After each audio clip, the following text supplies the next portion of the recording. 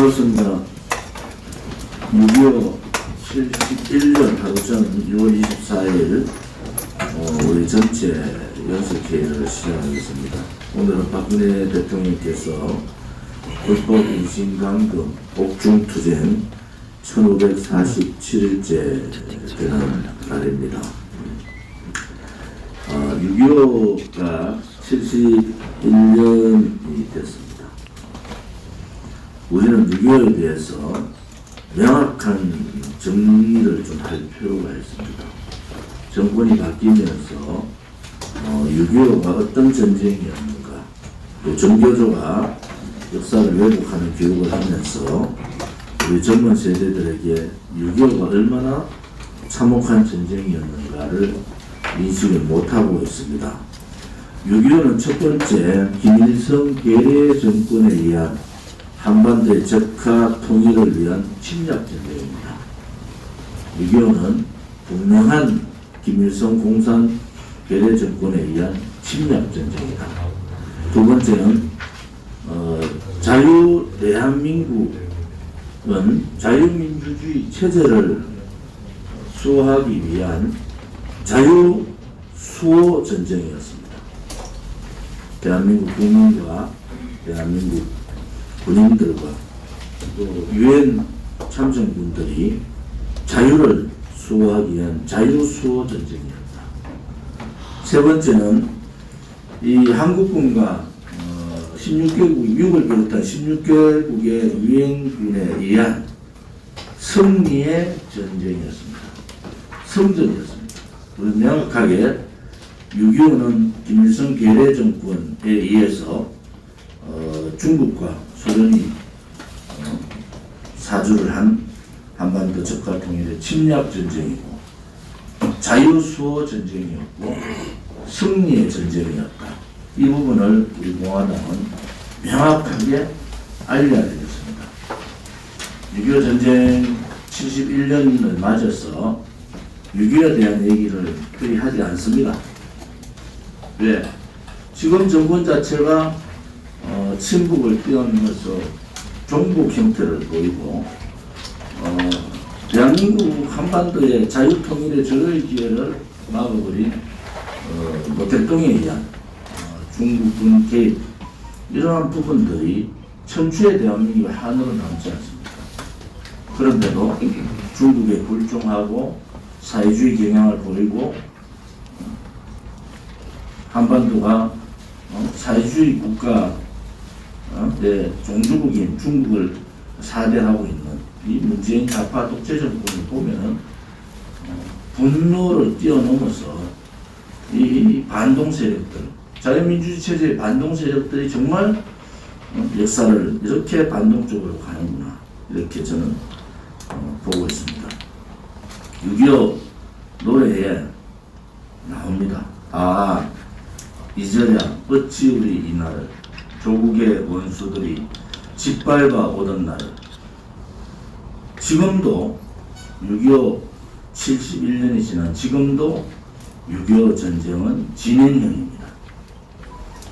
오히려 승리했던 6.25가 좌파 사회주의자들에 의해서, 공산주의자들에 의해서 한반도가 사회주의로 흐르는 경향을 보이면서 이 성전에 6.25를 묻어버리는 사태가 벌어지고 있습니다.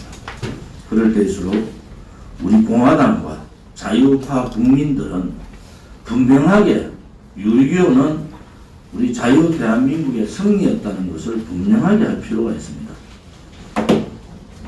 더 이상 중국에 굴종하고 북한의 김정은 한테 그야말로 수치스러운 이런 외교를 하고 있는 문재인 정권은 더 이상 대한민국의 정권이라고 할 수가 없습니다. 우리가 그동안 많은 정리를 했습니다만 다시 한 번 더 지금의 대한민국이 어떤 상황인가라는 부분을 우리는 좀 더 지켜봐야 됩니다. 지금의 대한민국은 자유민주주의 체제에 대한 반동 세력들이 정권을 잡은 대한민국.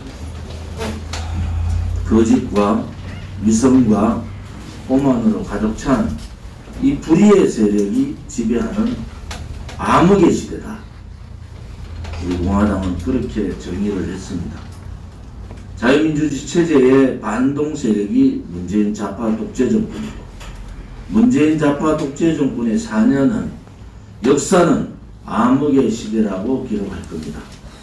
암흑의 시대에는 선과 악이 있습니다. 선이 뭉쳐서 악을 물리치는, 암흑을 물리치는 것은 선의 국민들의 힘밖에 없습니다. 우리 국민들이 모여서 악의 무리를 물리쳐야 됩니다. 그것이 현재의 대한민국뿐만 아니라 미래의 대한민국에 너무나 중요하다. 저는 그렇게 봅니다. 불의의 세력이 지배하는 대한민국. 불의가 권력을 가지고 자기 마음대로 휘두르고 상권 분립을 무너뜨리고 국회의 입법권을 일당 독재로서 무너뜨리고 있는 지금은 이 불의 세력들을 몰아내는 것이 시대적 사명입니다. 그것이 2021년 사는 우리들한테 주어진 의무이자 책무다. 우리 공화당을 잘 모르는 사람, 또 우리 공화당을 아는 사람들도 제가 이 얘기를 6개월 전에 벌써 정의를 했고, 그것도 6개월 전, 지금부터 1년 전에 이러한 분명한 우리 공화당의 방향 설정을 정의를 한 겁니다. 악과의 전쟁, 암흑의 시대에서 암흑을 몰아내는 그 전쟁에 무슨 두려움이 있겠습니까? 지금 우리 공화당 동지들이 내가 잘 살아보겠다, 내가 뭐 한 자리 해보겠다, 그런 사람이 어디 있습니까?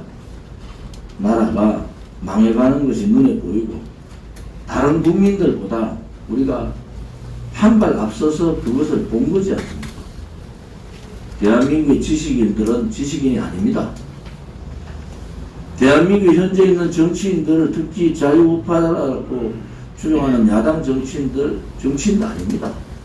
우리가 지역을 다녀보면서 느낀 점은 뭡니까? 이제 정당의 불신, 정치인의 불신이 극에 달했다. 이것은 좌고 우고 관계없이 이제는 극에 달한 거예요. 그들이 진보라는 사탕발림으로 국민을 속였지만 4년 만에 민낯이 다 드러난 거 아닙니까? 그 하나의 현상이 말도 안 되는 이준석이라는 그러한 허무맹랑한 당대표가 만들어진 겁니다. 저는 이 시점에서 윤석열은 우리 공화당이 도저히 용서가 안 되지 않습니까? 박근혜 대통령 탄핵 그 시점부터 형사재판 책임자로서 그가 행했던 사전에도 없는 묵시적 청탁을 들고 삼성과 엮어서 박근혜 대통령을 감옥에 넣고 또 그 아픈 분을 형집행 정지를 2번이나 거부하고 구속기간을 연장한 사람이 윤석열 아닙니까? 어떻게 그런 자가 자유우파의 대통령 후보가 될 수 있습니까? 속아도 기본을 알고 속아야 되지 않습니까? 지금 조선일보를 중심으로 지금 이준석에 대한 얘기를 사설뿐만 아니라 기사로서도 싣고 있잖아요. 세대교체.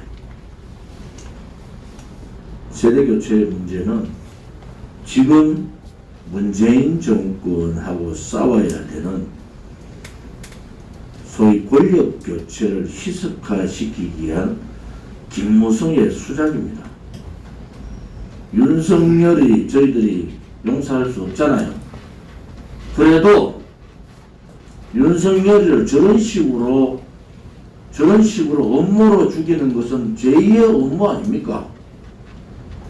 윤석열의 했는 죄는 우리가 도저히 용서할 수 없지만은 또 뒤에서 김무성 같은 자들이 업무를 통해 가지고 지 입맛에 맞는 이혼 집정부제를 하기 위한 우파 지도자를 지금 멋대로 들었다 놨다 하는 게 여러분 아셔야 됩니다. 김무성은 이혼 집정부제의 몽상에 가려 있는 그런 사람이에요. 박근혜 대통령 저를 탄핵한 것도 반기문한테 압력 넣어가지고 정진석이가 2016년 12월 30일 날 반기문 만나서 이혼 집정부제 오케이 하니까 1월 5일 날 반기문이 권력 분전하겠다 이렇게 하니까 그때부터 대통령에 대한 탄핵은 그냥 당연한 듯이 지나가는 거죠. 당연한 듯이. 이 부도덕한 인간들이 대한민국의 대통령을 지가 지락나락 펴고 말이지. 제도를, 대통령제를 지문 멋대로 이혼 집정부제 하자고 말이지. 최재형이라는 사람을 내세워가지고 중앙일보가 또 조선은 이준석이 윤석열이 빨고 중앙일보는 최재형이 빨고 뭐 하는 짓들입니까? 국민들을 완전히 바보로 보는 바보로. 우리 공화당 이제는 이러한 어설픈 정치인들, 정당들하고는 차별을 해야 됩니다. 그냥 정당 흉내 내고 정치인 흉내 내기는 시간이 별로 없는 것 같아요. 지금 급박하게 돌아가는 이준석이 나올 때부터 이거는 제1의 탄핵이라고 제가 말씀드렸잖아요. 제1의 탄핵은 죄 없는 박근혜 대통령에 대한 촛불 쿠데타 권력 찬탈의 제1의 탄핵입니다. 거기에 부역했던 배신자들이 있어요. 제2의 탄핵은 저항하는 자유우파 국민들을 완전히 묻어버리는 탄핵이다. 거기에 앞대가리의 세대교체라는 얘기가 들고 나옵니다. 우리가 이 부분에 대해서 명확하게 이제 인식할 때가 됐다. 왜 우리 공화당이 필요한가?